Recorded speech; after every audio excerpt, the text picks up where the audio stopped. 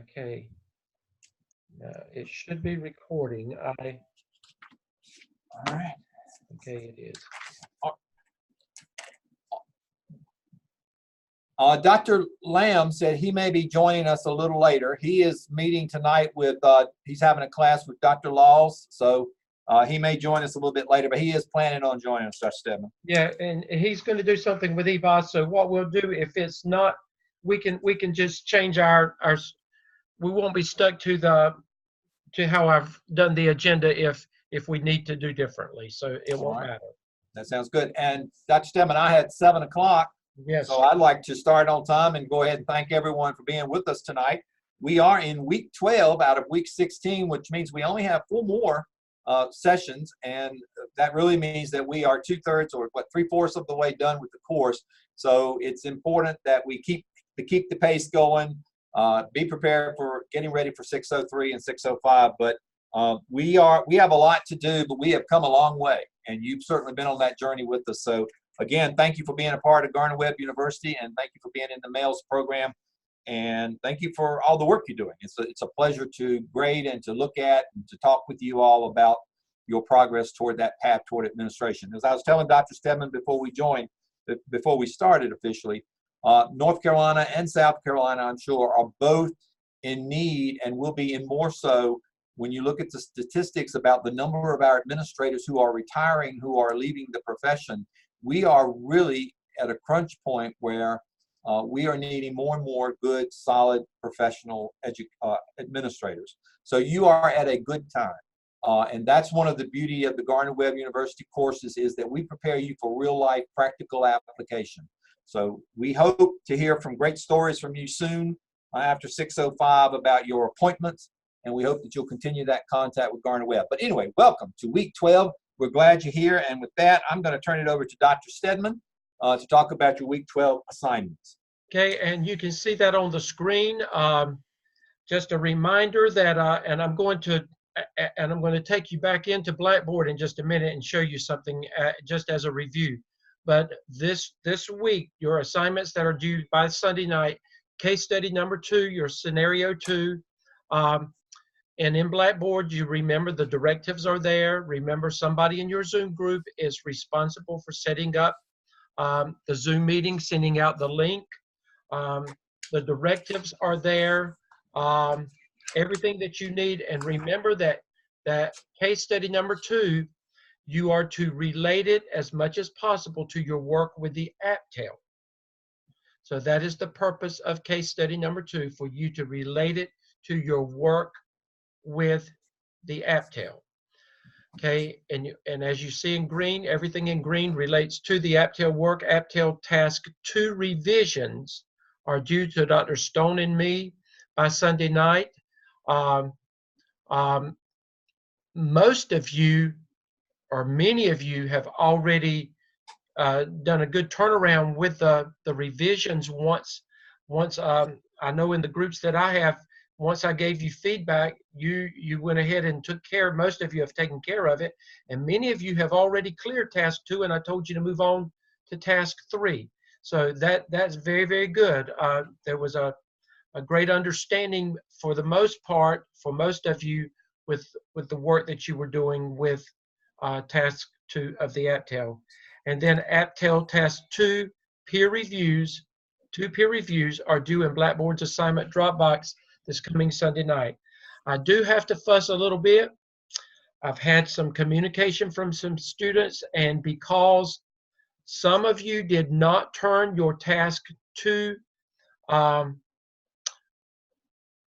in on schedule this past week, that has caused some people not to be able to do some of their work and to stay on schedule with it. So, you know, it's important when you don't do what you're supposed to do, that means that it hinders the progress and processes of somebody else. So I would ask you to be very aware that that you need to be considerate of the people in your peer group, so your Zoom groups and your peers, so that they can get their work in a timely manner as well. And then this coming week, your APTEL task 3, the draft is due And we're going to talk about that, just review that briefly, very briefly tonight. And then I am going to introduce, again, very briefly, I'm going to introduce task 4, and we're going to move on. I want to go ahead and to show you, while we are here, week 14, which is next week.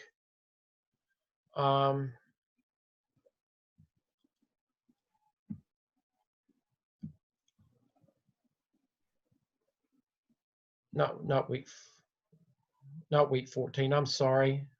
I am a week 13. We're in week 12. Trying to get ahead of myself. Give me 1 second. Okay, here we go. Now, if you notice, week 13, it says no Zoom session.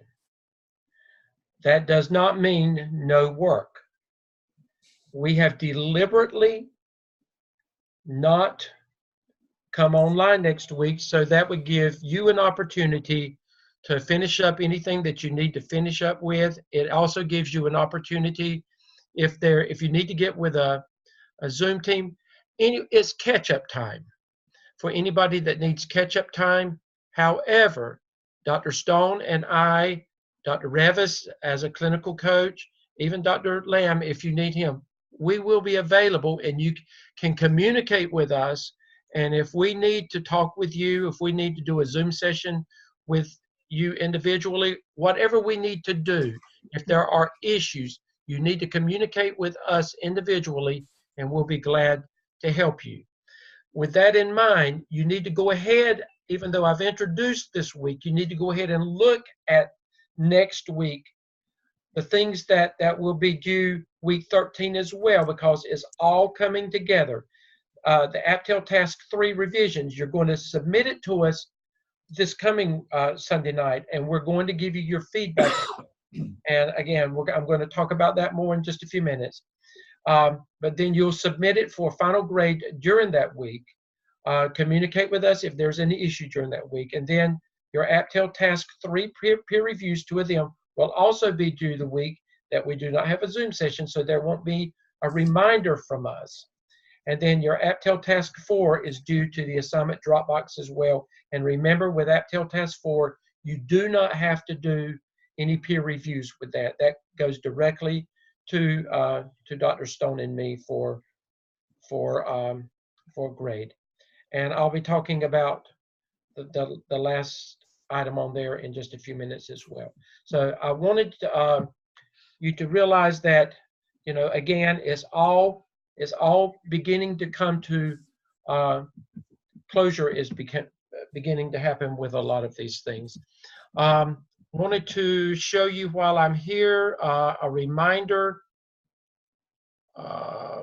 Where is it? Here it is. In Blackboard, remember your case study materials, everything that you need is there. You just click on your directives are there. It tells you again what to do. Then you go to case study number 2. The scenario is there. The questions are there that you need to read and respond to yourself ahead of time. And then when you get through, this is where you do your reflection, and this is where you attach the Zoom link once it has been sent to you by the Zoom master, and this is what you submit to Dr. Stone and me for a final grade.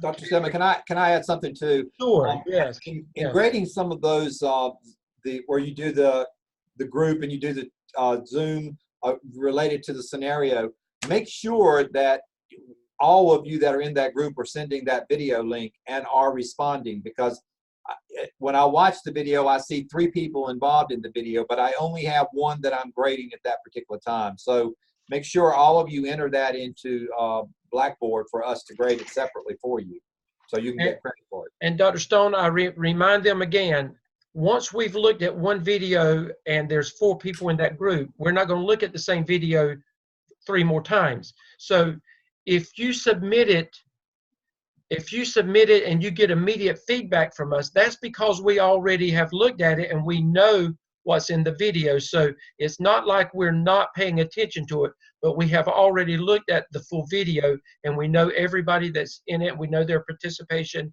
and everything that has already been said. We only need to look at a group's video one time. So Right. they get quick feedback from us because the Zoom master may have sent theirs in initially, and then the next day you may send something. But if I'm at my computer, then I can immediately give feedback because I know what Zoom groups that you're in. And as exciting as you all are, probably watching it 4 times is not what we want to spend an evening doing. So really, one time, we get it. But make sure, my point to you all is to make sure that it is not just the Zoom master submitting it. All of you need to submit it as well to get credit. Right. That's it. Dr. Stone, do you have any comments about their task 2 from? Well, I just want task 1 and 2. I really quickly want to remind you guys that really I'm looking and I'm still not quite getting this, but I'm looking for 3 cited references in your literature review. And so really I'm reading each one of the 5 sections and I'm looking for those cited references. And then I'm scrolling down to the end to make sure that they are in the reference as well and appropriately done. For that's for task 1. For task 2, I'm referring back to task 1 to look at that checklist that you've used. And then again, I'm trying to make sure that for each one of those 5 topics, that you've got some pieces of data from that checklist that are addressing that. So I think you're doing a great job on that so far, but just keep it up. And just remember, I really do count to 3, and that's what I'm looking for, as well as in task 2. So just keep up the good work. And I have to remind them on the flip side of that, there are just a handful that have not submitted task 2 for instructor review. And again, that's holding other people back, and you need to get that done because there's no way you can move on to task 3 until task 2 has been submitted and approved. So, that needs to get to Dr. Stone and me if that has not been done. With that in mind, let me pull. And Dr. Lamb is with us. Hey, Dr. Lamb. Hello. Okay, let me. How are y'all? Well, how are you doing? Excited to be here. I know you are. Okay, just as a reminder, remember that this week, this coming Sunday, what you're working on now is task 3, completing task 2. And again, most of your work has been approved and you're just doing the editing if you have not already been cleared. Like I said, many of you have already been cleared, but you are most of you are in task 3 working on your teacher empowerment leadership growth plan. And that is what I wanted to talk about. Now, Dr. Lamb, we've done a lot of introducing to this task, but we did not talk about your presentation. So as a review, I want to talk about just a reminder, these 10 areas. Dr. Lamb has gone over it several times. You've got this on video twice that I have sent it to you. So if you need to go back and to review that to find out exactly what these areas consist of your narrative work, then go back and look at that. We're not going to go back over all of that again tonight. And just remember, once you get all that done, it goes into the same type of graphic organizer that you submitted for the APSA work. What I want to talk about, and Dr. Stone, Dr. Lamb, Dr. Revis, you chime in anytime that you would like to add anything as well. With task 3, you must make a presentation to your administrative team. Now, again, we realize that when you submit it this coming Sunday night for our review, you may not have had time to do the presentation at that point. And if you haven't, you just need to tell Dr. Stone and me, that it's coming and when it's coming next week, and that this will be in another submission once you make that presentation. Some of you may be able to get it done this week, but if not, then just let us know. The work should be ready on Sunday night, but then it should be just a matter of getting it ready for your presentation, even if the presentation is not small. But and this is in your AppTel helpful hints document under task 3. It's in green, and I told you in that area that the presentation must include, but it's not limited to, the following. Number 1, when you make this presentation, this is not an informal presentation. This is a formal presentation to your administration and to the school improvement team if they will allow it. And some principals have allowed or have asked that the candidate presents to the whole staff in a staff meeting. And if they do, then you need to be prepared to make a professional presentation to whomever the audience is. Number 1, a report of best practices. You go back to task 1. Remember in task 1, and that's what Dr. Stone was talking about, you did your literature review. Those are the best practices. You've researched the best practices. When you make your introduction, you make your introduction, and then you lead into it in a professional way, as it relates to the topic. These are the best practices out there. This is what research says. According to, you use the language with them. You make references to those gurus in those areas when you're making your presentation. The second thing that you must include is a visual checklist. What did you create in task 1? You had to show us a visual checklist, and you also had the survey in there. You can include that as well. But you showed it to us in task 1, but you actually used it, you implemented it in task 2. That becomes a part of your presentation to your administration and or school improvement team and or your school audience. By this time, if you've completed task 2, you have identified the gap analysis. Again, in task 1, this is what the research says. In task 2, this is what my findings were based on the surveys that I completed, the checklists that have been done, the walkthroughs that were completed, my informal interviews with administration, with teachers, anything that you did to collect the data that you collected when you were doing task 2.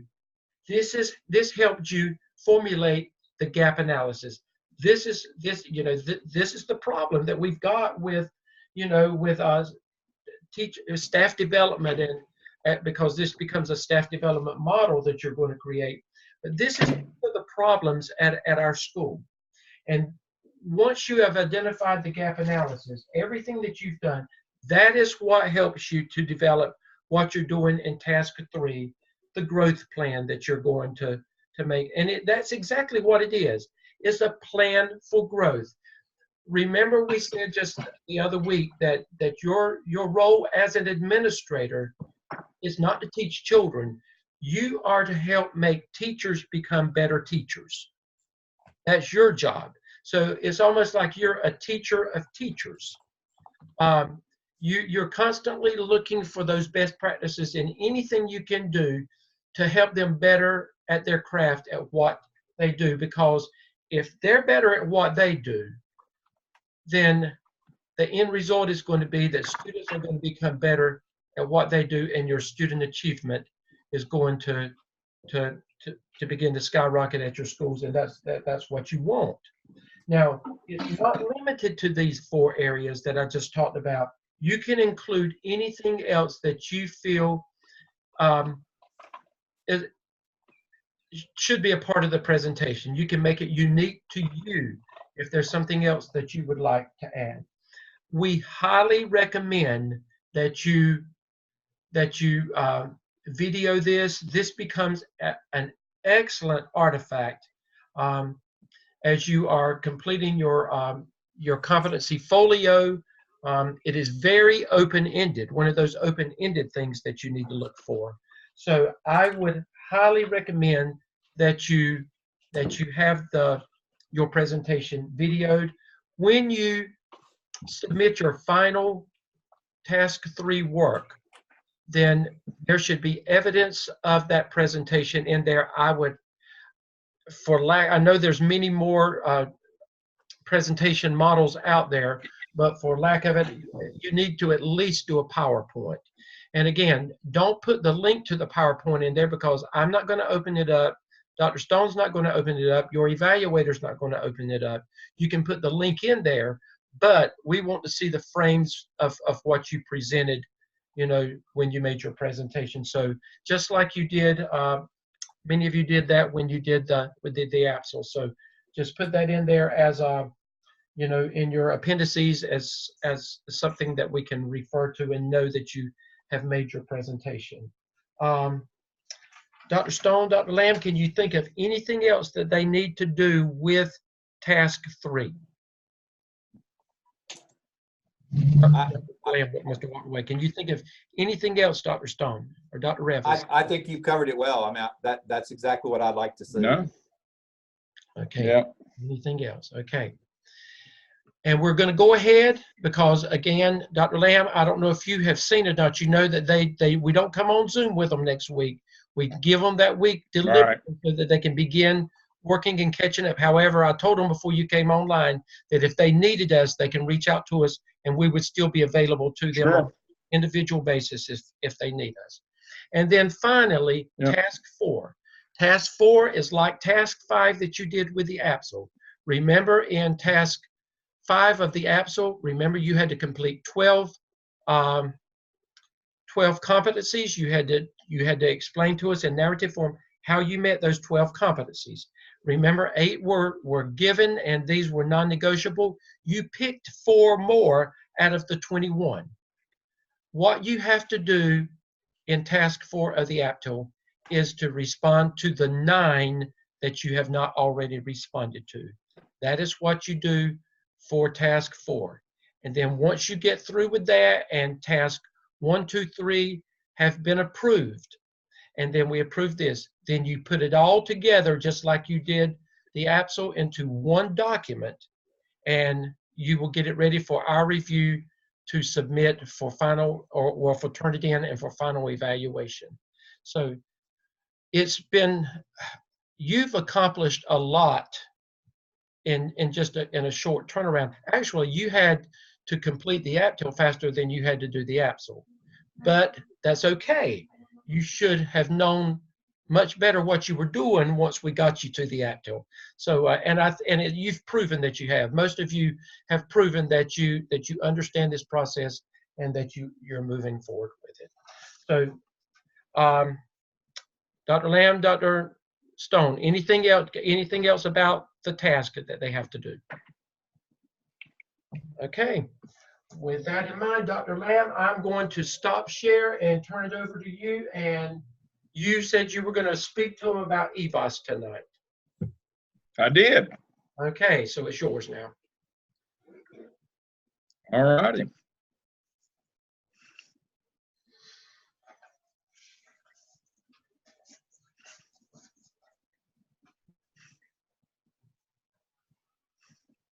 Well, look at there. I already had it ready to go. Well, I figured that. Ain't that amazing? This is not posted in your shell. There's a reason why it's not posted in your shell. Too many people misinterpret this. I get calls. People want to burn my house down, say ugly things about me. So I want to make sure that I'm here to answer any questions you have as we go through EVOS. Too many people think that, oh, you said bad things and this is your opinion. No, it's all about the data. And so I'll set this up. Everybody understands that EVOS is a value-added model. What part of your evaluation as a teacher and part of the evaluation of the teachers that you supervise will be how many kids in their classroom make a year's growth. So the goal is for a teacher to the 85% of their students make a year's growth. And then the goal for schools is that 85% of the teachers in the building, that their kids made a year's growth that year. All right, so the question becomes, and what the hot button issue in EBOS is, who and how is that that score that represents a year's growth? How is that determined? How can it be fair if I've got, you know, the ones over here that, you know, that we have to give them the dull scissors and, you know, that they eat all the paste? How come if I've got them, I'm held to the same standard as the people who have the kids that the glasses are so thick they burn paper if the sunlight hits them? Well, that's the whole notion here is that every kid's growth score is individual to that kid.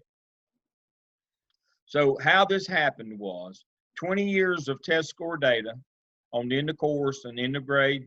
All that data was by a private company in Raleigh or in the Research Triangle called SAS. They took that 20 years of data and they dumped it into a database and they ran an analysis of variance.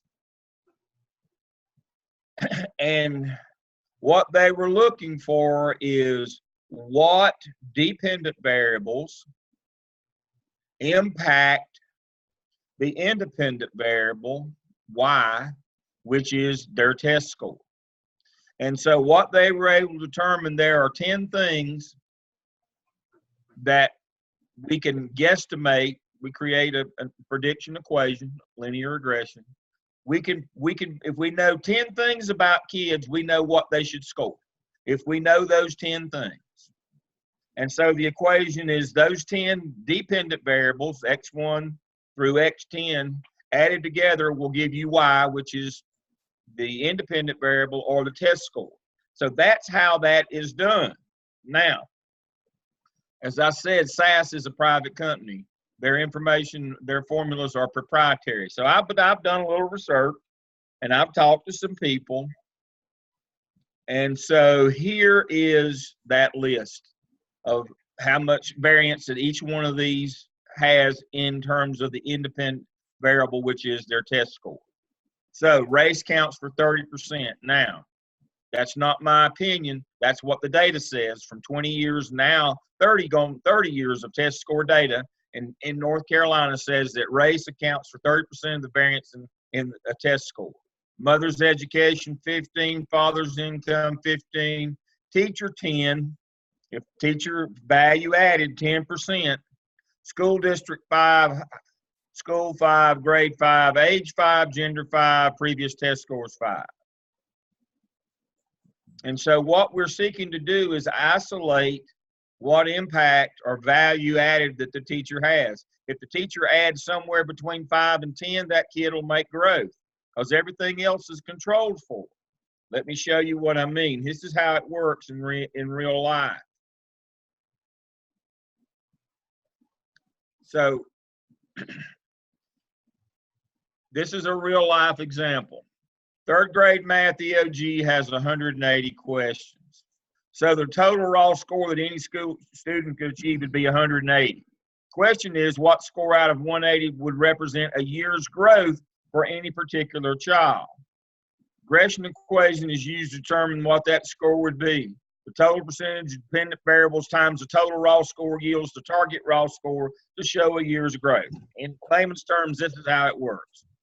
Jamar is a third grade student in Charlotte Mecklenburg schools. His dependent variables are: he is black. He gets 20 out of 30 points. If he were white, he'd get 30. If he was Hispanic, he'd get 15. That's not based on some racist idea. That's historical test score data that tells us that. His mother has less than a high school diploma, so he gets 5 out of 15. Beyond a 4-year degree would be 15 out of 15.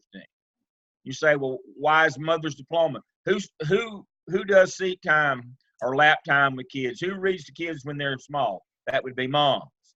No father in his home, so he gets 0 out of 15. Father's income in excess of 150 would be 15. That would, if it made that kind of money, mom could stay at home and read to junior all the time. Teacher, we assume, is 10. CMS, as I said, that's a high wealth district, 5 points. Low wealth would be 2. He was at Billingsville Elementary, which was a takeover school, so he gets 0.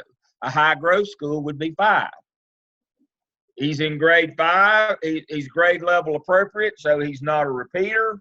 However, he is 9 years old, he was developmentally delayed and didn't start school until he was 6, so he gets 3 out of 5 points. His gender, because it's a math test, he gets 5. Females would get 4. But if it were a reading test, male would get 5 and female would get the male would get 4 if it were a reading test, and the female would get 5, because girls do better on reading tests than boys, and boys do better on math tests. Again, that's what historical test score data tells us. Previous scores are 2. He was not on grade level according to M-class or Dibble data coming out of 2nd grade. So his equation looks like this: 20 plus 5 plus 0 plus 10 plus 5 plus 0 plus 5 plus 3 plus 5 plus 2 equals 55. So we multiply that 0.55 or 55% times the total possible raw score. And so Jamar has to achieve a raw score of 99. He has to get 99 out of 100 questions right on the Math EOG to make a year's grade. That's how it works. It's individual for every child. Now, these numbers may vary a little bit every year, but in the end, what we're trying to isolate is this teacher. Does this teacher add 10 points of value to that kid? So we've controlled for everything else. So if this kid makes 99 and shows growth, we know that teacher added value. If that kid scores 89, we know where that 10% where that value wasn't added. So the whole idea of EVOS, it's a value-added model, and it's based on historical data. It's not based on people's opinion. We do analysis of variance every year on the total batch of scores and come up with a new regression equation. We plug the kid in, and we know exactly what score that kid has to make to show a year's growth. Now, so every kid has an equal opportunity, since we don't set some abject standard that some kid can't reach, that every kid's got to score 120 out of 180 to show a year's growth. Well, that's not that everybody would want the upper kids. This way, it doesn't matter which group of kids you have or which kids their ability level. They all have the same opportunity to meet their year's growth, because their score is adjusted according to their dependent variable. And the one thing that we can isolate out of this equation is how much value a teacher adds. And that value is added by using best practices. That's the story of EVOS.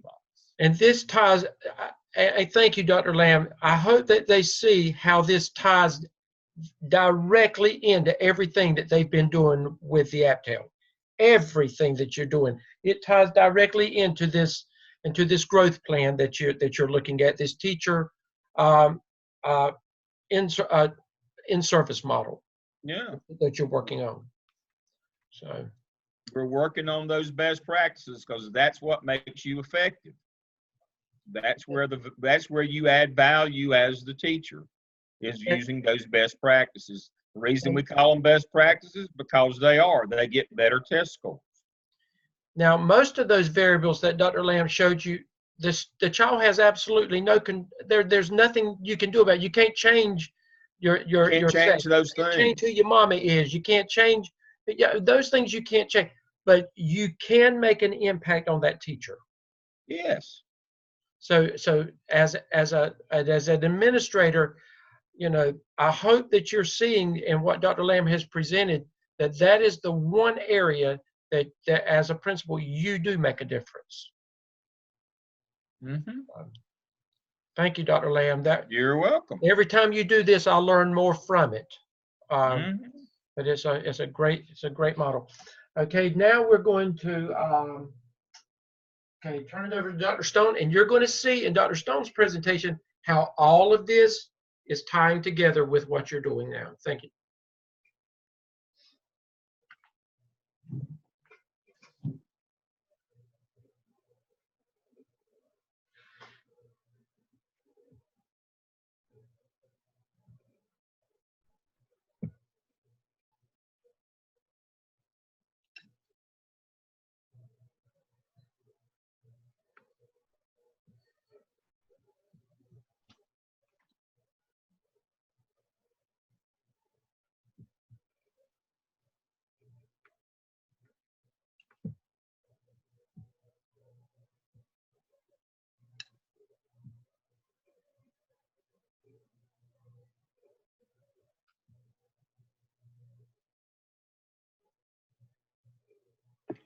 Okay. Dr. Stone? Dr. Stone, you're muted. All right, so, okay. I don't know what I'm doing here now. Okay, it's, Yeah, it's huge. okay. Hang on, let me go back and get rid of this. Danny, let me step out for a minute. If you want to just take over for just a second, let me find out how to get out of this. Let me unstop sharing and go Okay. back to my PowerPoint. Yeah, go back in. They're okay. Things happen sometime. This is a part of Yeah. administration, guys. You Okay. begin. Do you need me to pull it up for you? I can pull it up on mine if I need to. Actually, I think I've got, here it is right here. Let me just start back from the beginning. Okay. That didn't help. For some reason. All right, so the North Carolina, the professional teaching standards, and they relate to the APTEL, basically. We're not seeing it, Dr. Stone. And you know what? I don't even know how to get out of this screen that I'm in. Okay, let me end the show. All right, can you see my screen now? no. All right, so am I sharing? All right, so let me go back. Now can you see my screen? Yes. Okay. So I won't try to do too much here with this. So in looking at the professional teaching standards for both North and South Carolina and the APTEL, basically as we've talked about the APTEL, the literature review of the 5 topics is your task 1, where we're trying to get you to understand what those 5 areas will be, and that's teacher efficiency, professional development, recruitment, replacement, and mentoring, evaluations, and teacher leadership. Well, task 2 asks you to really go back and look at your school and collect data on those topics. Task 3 asks you to address those 9 critical areas related to the standards. And task 4 is a self-assessment of the competencies. So the North Carolina Teaching Professional Standards, basically in North Carolina, you're all familiar with this if you are in North Carolina, but the rubric calls for 5 different categories. Number 1 being, or the first one being not demonstrated, which means a comment is required, and then you have developing, proficient, accomplished, and distinguished. South Carolina also has 4 standards, but by different names. So here's the first in the North Carolina, is demonstrating leadership, and I'm not going to go through them, but for each one of the North Carolina professional teacher standards, there is an element to it. Like element 1A is that teachers lead in the classroom. And so as you are working through the APTEL, you're going to be demonstrating many of these talents and being very proficient on many of these talents or elements or the competencies that we're asking you to look at. Looking down, teachers demonstrate leadership in their school. What you're doing by having your collaboration with the principal, leading the PLC team, you are demonstrating and taking on some of those leadership roles. You lead the teaching profession. You are leading, obviously, some of your colleagues and professionals. You advocate for schools, and you demonstrate higher ethical standards. Number 2 in the North Carolina teaching standards is that you establish respectful environments for diverse population of students. And again, different elements, A through E, for this particular standard, in which you are providing an environment that's a positive, nurturing, caring relationship. You respect diversity in your school. You treat students as individuals, and that goes not only how you treat them on a personal level, but also how you deal with them on that professional level.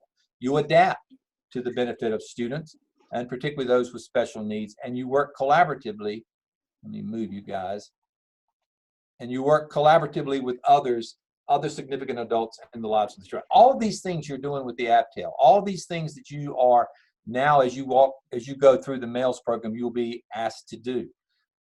The standard 3 is that teachers know the content that they teach. Again, 4 different standards about this. You align your instruction to the standard course of study. You know what you're talking about. You know the content for your teaching specialty. You recognize the interconnectedness of the disciplines. And all of this is trying to get toward that whole child, the development of making sure the whole child is successful. And you make instruction relevant to students. Standard 4, you facilitate learning for your students. A huge one here, where you are responsible for making sure that that learning takes place. There's a great video that I saw just a few minutes ago about what are schools for? and at some point I'm going to put it and share it on the 601 shell, but it's really coming from a student perspective of what did they get out of school. And it really is quite telling that they get that they have to have math and reading and social studies, but some of the other things that we require of them, they feel like, for this student's perspective, they feel as if that school's not really meeting their needs. So as teachers, as classroom teachers, one of the responsibilities, of course, is to make sure that you are planning appropriate instruction, relative instruction, developmentally appropriate. You help students work in teams. You help students think independently, and to help them become successful. And then the final one is the standard 5, where you reflect on your practice. And this, again, is so to the heart of what we're asking you to do in the APTEL and earlier in the APSAIL. And you'll be doing this through all 6 of your evidences in the final MAILS program. Oh, I'm sorry, there's a 7th, a 6th, and that is that teachers contribute to the academic success of students. Obviously important. The South Carolina Professional Standards, there are 4. The rubric is a little bit different.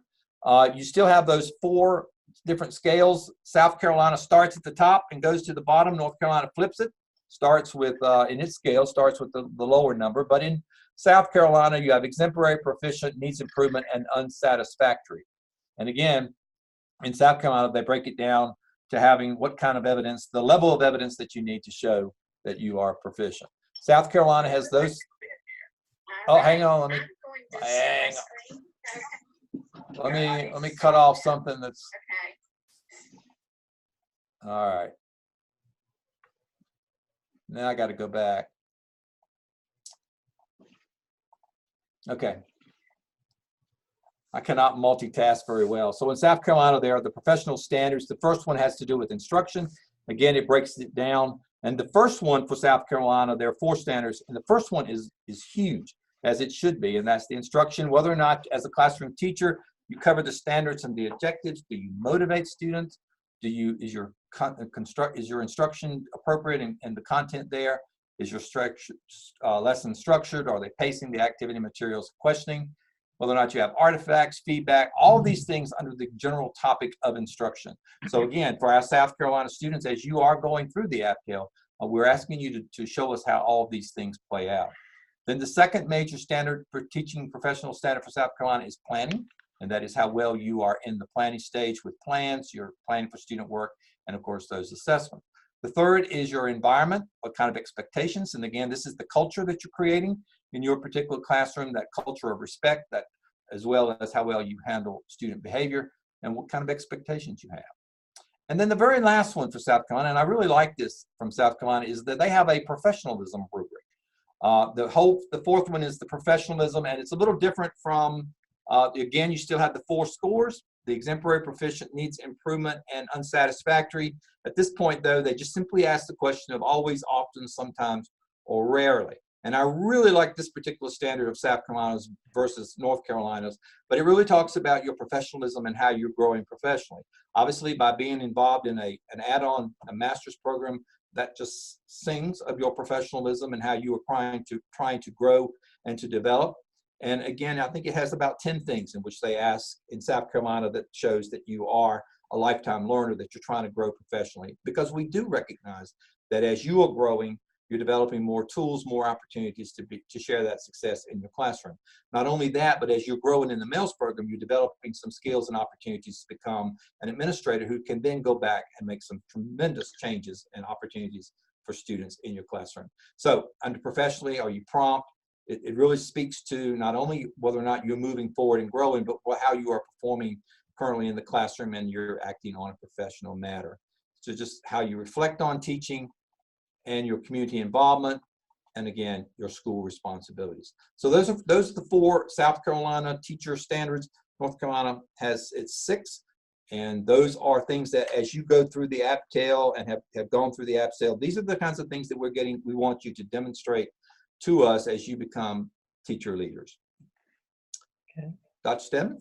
Okay, and again, if you go under week 12 in Blackboard, you will find the links for the North Carolina Teacher Standards and for the South Carolina Teaching Standards 4.0. That's what they're called in South Carolina. So that information is there, along with lots of examples, even from last semester where Dr. Shepard and Dr. Hamilton and Dr. Crawford had joined us.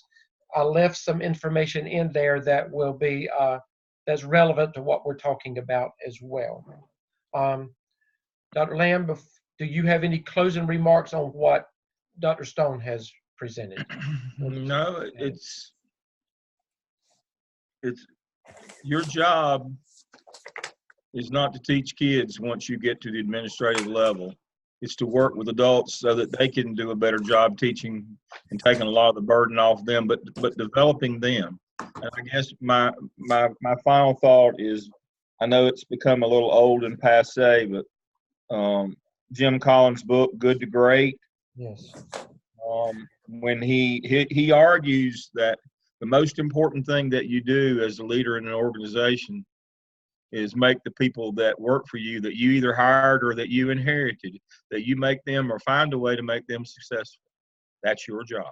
It's an old book, but it's still very relevant to what we're doing It today. absolutely is. So if you have not read it and it's not a part of your professional library, I would make it Jim Collins' Good to Great. It's something to use. Don't worry about it, Dr. Stone. Those things happen sometime. You're good.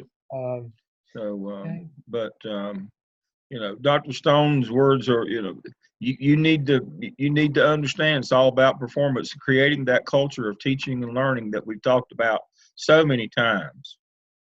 That culture of teaching and learning, that we want our teachers to get better every day, and that we want to reward our best teachers, and that's why they'll work harder to get better every day, that we find ways to reward them. That good teaching is what we value in the building. That's what you're trying to, that culture that you're trying to establish in your building, and your professional development plan is chief among those things that you can do to have an impact on that. I'm pleased with the work that I'm seeing. I'm pleased with the growth that this group has had. I think the light has come on with a lot of them, and that's what has to happen to be successful. Again, thank you for letting me join you again tonight. I appreciated the time being with you, and thank you for that. Kiva, that book was words. Good to Great. Good to Great by Jim Collins. Somebody asked what that book was. Good to Great. And Dr. Revis is going to bring closure to our meeting today. And then I know many of you meet even after we meet, so that'll give you about 10 extra minutes that maybe you can meet tonight. Okay, Dr. Revis. Okay, good evening, candidates. I just wanted to direct your attention to the two articles in this week's weekly session. The first article is entitled, What is Teacher Efficacy?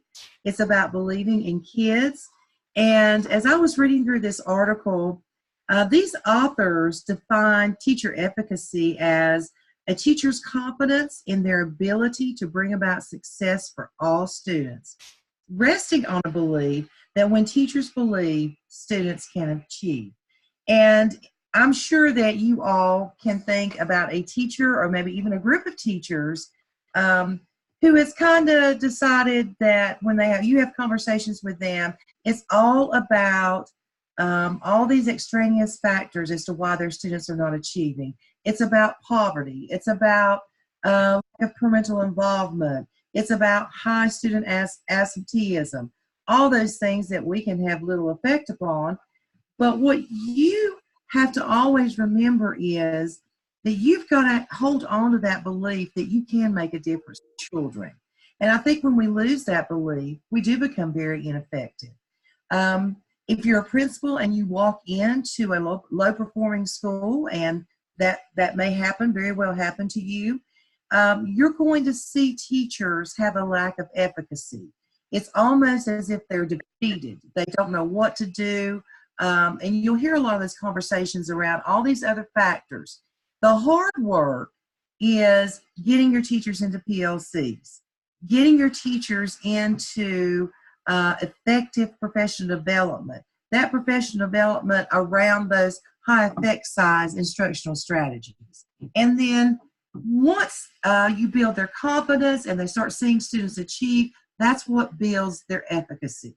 So again, a real good article there. The other article, when I read it, I really thought about, wow, these would be some good ideas to build interviews around, teacher interviews. It's called Measuring the Dispositions That Make Teachers Effective. And they list 10 skills and dispositions that you should look for in teachers. And I thought that would be a really good idea for making your teacher interviews, building those around those 10 key skills and dispositions. Again, I agree with what's already been said. You guys have been working really hard. It's been really great to see your growth, and you turn around from having that teacher perspective back to stepping back and having that administrative perspective. And it's just really rewarding for us to see you make that transition. And just a few more weeks to go. And that's Dr. Stedman. Thank you, Dr. Rivers. Keith, those were under week 12, those are the resources and the readings in there. That's what you refer to. Thank you for highlighting those areas, Dr. Revis. And I don't know about Dr. Revis and Dr. Stone, but now Dr. Lamb and I have taught. We both were sent to low-performing schools. So we know what it is for, and I'm sure that Dr. Revis does, and Dr. Stone, I'm sure you do too. We know what it's like to have to go in and to be at the very bottom, and to have to, the efficacy is about as low as you can get it and everything else, and to have to build it from the ground up. So, you know, and it's like Dr. Revis said, you don't know. That may be your first assignment as an assistant principal in a low-performing school. So, you know, everything that you're doing, becomes a part of your what you put in your suitcase and you take with you. And I would encourage you to jump at that chance to work at a low-performing school. There's some awesome teachers, awesome students at those schools and community, and they just need an awesome principal. So it's a great place to be. It really is. Well, it gives you an opportunity to really, I think you have better opportunities to learn, and there's a lot of resources that are many times filtered into those schools and outside agencies that come in that you would not have an opportunity to be a part of if you were not there. So, you know, I was at a high school for 6 years. When I got there, it was low performing, and we worked when I left, though, because we had a team and we worked hard. But I wouldn't trade those 6 years for anything, because I really believe that they really formed and made a foundation for the rest of my career. So. And I'll tell you this too, if you're successful at one of those schools, people noticing you in the central office, you get noticed quite often by a principal that you're someone who can really make a difference, and you get noticed. Well, that's when I became an assistant superintendent after my 6 years there. There you go. That's why. So, anything else, Dr. Lamb? That's it. Okay, good night, everybody. And remember, work hard next week. Communicate with us if you need to. We want to see the work coming in. Okay, good night, everybody. Good night.